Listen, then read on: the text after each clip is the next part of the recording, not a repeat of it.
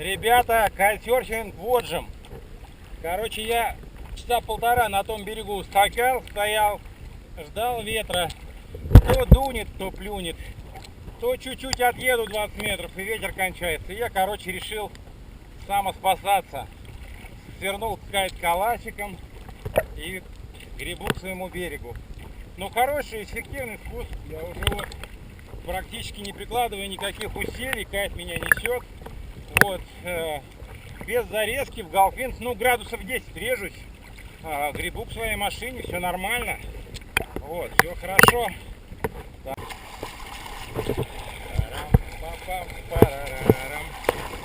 Я приду к Машату.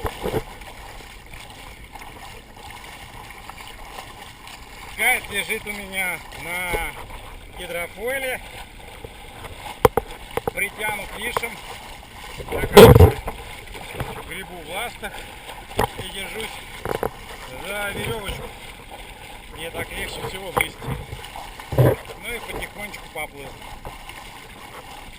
Короче, способ, когда можно кайт свернуть бубликом, не сработал. Я помучился на одном месте, никакого толка нет.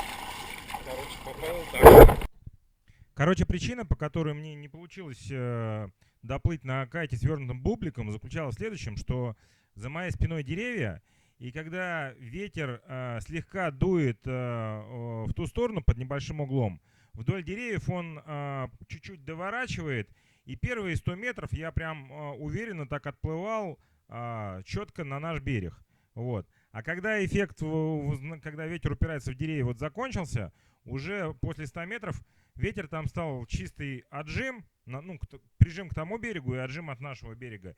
И у меня галс на кайте свернутым бубликом получался на ту сторону водохранилища. Ну, то есть я просто смотрю, что я с таким галсом просто переплыву вот тот канал и останусь на том берегу. Собственно, вон сколько я проплыл уже за моей спиной видно. И вон сколько мне осталось.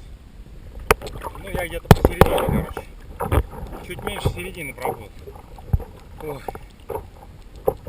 Так, конечно, плавание это выматывает со снарягой. Если бы снаряги не было, греби себе и греби руками и ногами.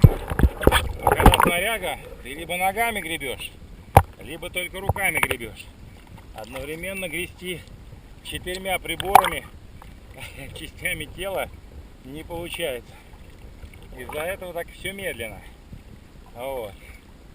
Но зато есть возможность отдохнуть. Сначала ноги работают, потом руки работают. Ребята, всем привет! Мы приехали на Шат. Сейчас будем кататься. У нас есть тут один ученик, Андрей Гладких. Вот сейчас заходит в воду.